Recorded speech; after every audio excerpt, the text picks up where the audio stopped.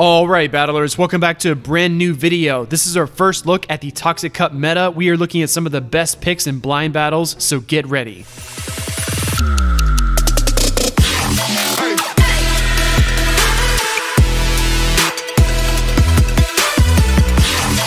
Our opponent for the first look, as usual, is LindenRyu, an ace trainer from Tampa. He's going to lead his Drapion into my Toxicroak, and battlers, I really believe Toxicroak is the Pokemon to run this meta. It is a great generalist that does so well against a lot of the meta. Here we see the Drapion shielding. We know that Poison-type Drapion cannot tank Mud Bombs. He's going to throw an attack our way as well, which will be the Aqua Tail. We do shield that up, and we're able to get to another Mud Bomb here, putting even more pressure on the Drapion. Drapion does faint, and Linden decides to bring in his own Toxicroak, but we are able to get to one more Mud Bomb here. Now, even though Mud Bomb is not a stab move because Toxicroak is fighting in poison, Mud Bomb does a tremendous amount of damage to Toxicroak.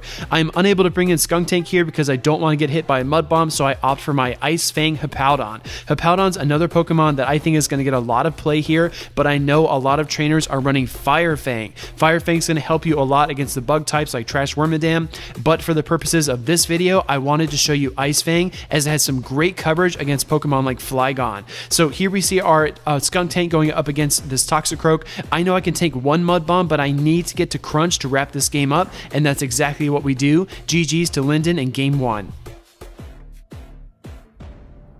Going right into Game 2, I lead Wigglytuff into Heracross. Heracross is one of the three fighters that are going to be viable in the Toxic Cup, the other two being Toxicroak and Breloom. Heracross is especially dangerous though, battlers, because it has such great coverage with its moveset. It does have Close Combat, Mega Horn, and Earthquake. In comes Bibarel. Best in West, correct me if I'm saying that wrong. Bibarel. Anyways, I hit Bibarel with an Ice Beam there, and he does shield it. These charms are doing such tremendous damage though. I know there hasn't been a lot of talk about fairy types in the Toxic Cup, but I definitely think they have a role. I come in here with a very spicy pick. This is Masquerian. Masquerian is a often forgotten bug type with two moves that can give it the boost, an Ominous Wind and the move here, Silver Wind. So definitely a lot of wind going on here, a lot of possible boosts. I do bring in my Rhydon, and even though those counters are super effective, the Mud Slap is great against Toxicroak, so GG's. Going to this game, I lead my own Heracross into Linden's Drapion. So again, fighting types versus this poison type Pokemon. This Drapion is going to throw an attack. It will be the Fell Stinger this time, which was a missed opportunity by me. I should not have shielded there. I'm attempting to counter down, but I make a last moment swap, hoping to catch Aqua Tail, but it's Fell Stinger again. As you can tell, battlers, that Fell Stinger double boosted does a ton of damage to a dark grass type like Shiftry. Here I'm trying to force the shield with the Leaf Blade, but we do not get the shield. Linden brings us down with one wing attack, and I don't really have a great option here, so I come in with my own flyer. This is Swellow, a Pokemon that hasn't gotten a lot of love, but it has an enormous attack stat. This Sky Attack does so much damage. It's more than a Skarmory or an Altaria. It's more than you're expecting. As you can tell there, it did work to that Bibarel.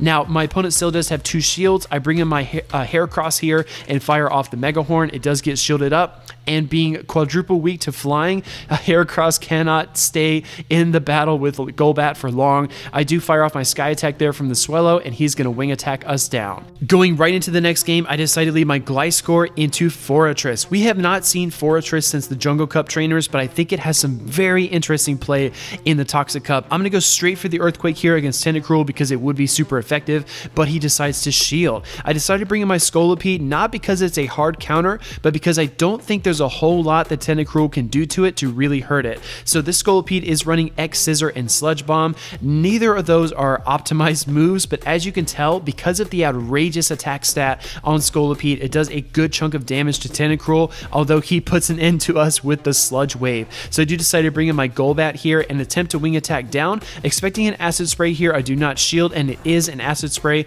but because of the new switch out with the buffs, you can really just switch out and get rid of any kind of debuff as long as you have that switch advantage. So I do throw the Shadow Ball there against Forretress to bring in the Gliscor, and out comes Golbat. This is not a great situation for us battlers because we have nothing that can really hit this Golbat very hard. hard. I'm running Fury Cutter, which is just like little nicks, little paper cuts to this Golbat. It's not going to do much damage at all, but I'm really hoping to get the boost, and it just doesn't happen for us. So he does hit us with the Shadow Ball there, and again, not a great position for us. I do bring in my Golbat here, work up to the Shadow Ball, and then bait with a Poison Fang. It does draw that shield, which is excellent for us. I try to go for one more, but we reach a CMP tie. I'm going to shield here, expecting maybe a Shadow Ball, but it's just the Poison Fang, so definitely a wasted opportunity by us.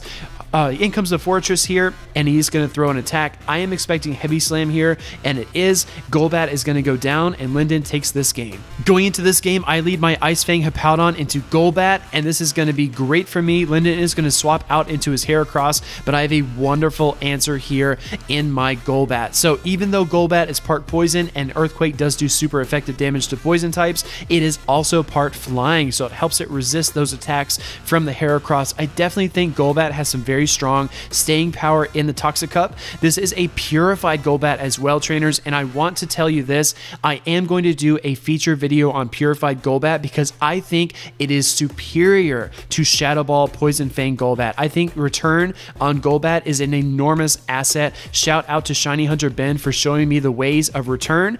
It's really, really incredible. So I bring in my Hippowdon here against the Golbat. He does hit us with the Shadow Ball, and another reason to love Hippowdon is the immense bulk. I do bring in my Toxicroak here to counter against the Bibarel. So again, hard counters are lining up perfectly for me. I built a really balanced line of 3 against Linden's team here and got really lucky. I'm going to shield bait here with the Mud Bomb, and check this out, battlers. Even with that much health, I'm going to throw the Sludge Bomb here with my Toxicroak, and I bring down the Golbat. This is a very meta team, trainers. I wanted to show you this line because these three, outside of Trash Wormadam, are really running the meta right now. We have Toxicroak, Bibarel, and Golbat. So here we see the Toxicroak mirror match. I'm going to swap here into my Golbat to try to catch the Mud Bomb, and that's exactly what we do. Golbat is going to be in a really favorable position here, but remember from the last battle, you do have to watch out for Sludge Bomb just because it is such an incredibly damaging attack. I'm going to fire off the Poison Fang here. A little bit of undercharge there so I can farm down with the wing attacks, and we get 3 wing attacks worth of energy. In comes this Quillfish. I'm going to go straight for the Shadow Ball here. No baits for me. Linden does not shield, so that Quillfish is deep into the red, almost able to farm down with the wing attacks, but that is perfectly okay with me. He's going to throw that Aqua Tail, but he still does have 2 shields. My Toxicroak comes back in, wraps things up with a counter, and out comes Golbat. So I'm going to shield bait here with the Mud Bomb. We do not get the shield, and because I'm already committed to the Mud Bomb route, I'm just going to continue to fire these off because I don't know when a Poison Fang is coming to KO. I do have my Bibarel though, and Bibarel is going to do great because the water gun damage is going to add up. You can fly under the radar, fly under these shields, and just water gun down your opponents if you have a great move like Bibarel does. So he is going to fire out the second Poison Fang, but with 2 shields, Linden's going to lose that game. Going to this match, I lead with my Heracross. Linden does decide to lead with his Golbat. I switch into my Yanma here. Yanma's a very interesting Pokemon to me as well. It does have a move that can give you the boost with the Ancient Power, and it is a bug flying type, so it's going to do really well against Toxicroak, except when you throw the Sludge Bomb. So that Yanma got taken down by Sludge Bomb really hard. I do have my Heracross here, and Heracross is going to do great work against Toxicroak. In comes that Venomoth, and these confusions are going to do a ton of damage, so I throw the Earthquake here because it will be super effective against Poison type Venomoth, and it goes unshielded. So Linden does bring in his Golbat here, and I have my Steelix. This is a slow death for Golbat. I cannot take more than 2 Shadow Balls, but I do still have my 2 shields. He did land that first Shadow Ball, so that is good for him, but my plan here is just go straight Crunch as often as I can. So even though Steelix is such a great tanky Pokemon, it does lose a lot of CMP ties. As you saw right there, I lost a CMP tie to Golbat with Poison Fang, but not a huge deal overall. We just took that second shield, expecting a Poison Fang here. I do not shield, and it will be the Poison Fang. I overcharge just a couple of Dragon Tails and then go right here for the Crunch. This will just about wrap things up. Golbat is still alive, so I'm going to give my Steelix the last shield and then Dragon Tail for the win. Going to this game, I lead Toxicroak into Golbat, a match that we've seen a couple times before, but this time I come in with Ice Fang Drapion. He's going to respond with his Toxicroak. I'm not going to waste any time going for Fell Stinger here, just trying to chip down this Toxicroak so that I can have an easier time dealing with it later. Because that switch timer has just reset, I don't expect to get my Drapion out of the battle, and it does not come to fruition for me. So I come in here with Flygon, and even though Mud Shot doesn't do much damage, it is going to be very effective against Toxicroak here. As you see, I'm able to farm down, which is really great. In comes the Golbat. I fire off a Dragon Claw here against it, and I have seen a few trainers running Dragon Claw and Earth Power, but if you look on pvpoke.com, Flygon has some very interesting moves, some possible anti-flyer moves, so you really need to be very careful about Flygon. If you know what move I'm talking about, battlers, comment down below and let me know. We're actually able to take down that Golbat, but in comes Venomoth. Venomoth is such a deadly Pokemon. I've been testing Dustox a little bit. It is a side grade to Venomoth. It's very, very interesting, but that confusion can be so oppressive. I do come in here with my Ice Fang Hippowdon against Staraptor. So Staraptor is an interesting Pokemon. It does not get a move that can charge very quickly, so you have to be very careful about how you use it. It is very devastating though once you release those charge attacks. I do shield the Earthquake here from the Heracross and attempt to bring it down with the Shadow Punch. I do actually achieve that, which is great. I am down a shield though, and Linden's going to think things over. He does decide to bring in his Staraptor. Being a normal type, it is going to resist everything that Haunter can throw at it. I do throw the Shadow Ball though, and it does do a great amount of damage. I think he's running Quick Attack on this Staraptor, but either way, the Brave Bird is going to bring us down. But I know that this Staraptor is out of energy. I come in with Hippowdon, and now we're facing off against Forretress. So Forretress's optimal moveset in the Toxic Cup is Bug Bite, Mirror Shot, and Earthquake. I'm going to swap here, attempting to catch a charge move, and it will be Heavy Slam. Dustox is going to do okay here. It's just a very, very bulky Pokemon, and I love using it as kind of a safe swap because Confusion does such great damage. Not as good as Venomoth because the attack stat on Dustox is so much lower, but it does still do great work. We do take that second Heavy Slam, absorbing the energy from Forretress, but I believe I have run out of space to maneuver. I'm going to shield that final Heavy Slam, and then I attempt to go here for double Body Slams. Firing off the first one does get shielded, and we cannot get to a second one. So GG's. Going into the next game, I see Toxicroak versus Claydol. I do not want to get hit by Confusion, so I swap here into Steelix. He has a beautiful answer, though, in Bibarel. I know Bibarel is ranked very high in PvPoke as well. I believe it's in the top 5. It is one of the best water types in the cup, probably the only really viable one, and it has great flexibility being part normal as well, except when you run into counter users like Toxicroak who are going to work it down really quickly. I'm not going to shield Toxicroak here, instead opting to keep both of my shields. We are both 2 Pokemon each, but my Toxicroak is extremely weak.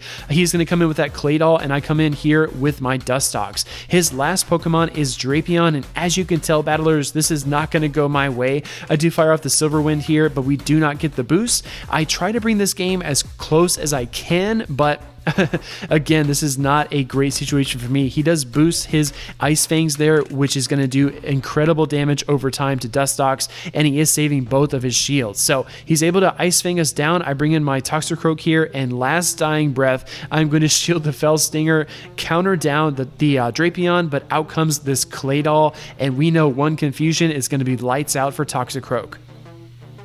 This is the last battle of the videos, trainers. I lead my Alolan Muck into Golbat. Alolan Muck is a very interesting Pokemon. I think it has great shield bait potential with Dark Pulse and with the Acid Spray. I decided to bring in my Golbat here to counter his Heracross, and things are going really well. Close Combat is going to drop Heracross's defense, making it even squishier than it already is. I do have a lot of energy loaded as well, so I can shield bait or I can go straight for return. And check this out, battlers. This is a preview of things to come. Look at that. An incredible amount of damage to this Golbat. Linden was not ready for it. Even the Shadow Ball, because of Bibarel's normal typing, it's not going to be super effective, but Return is neutral and Return slaps.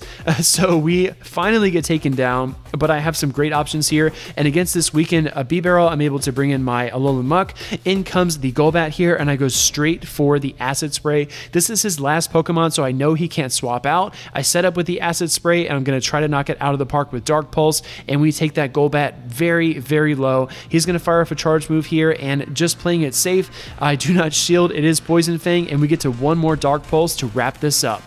Battlers, I hope you enjoyed this video. I hope you're enjoying Toxic Cup so far. Sign up for the Toxic Cup down in my description. I have links where you can learn more about the Silph Arena and what it is, and you can sign up for your local cups. So please like, comment, and subscribe, and I'll see you in the next one.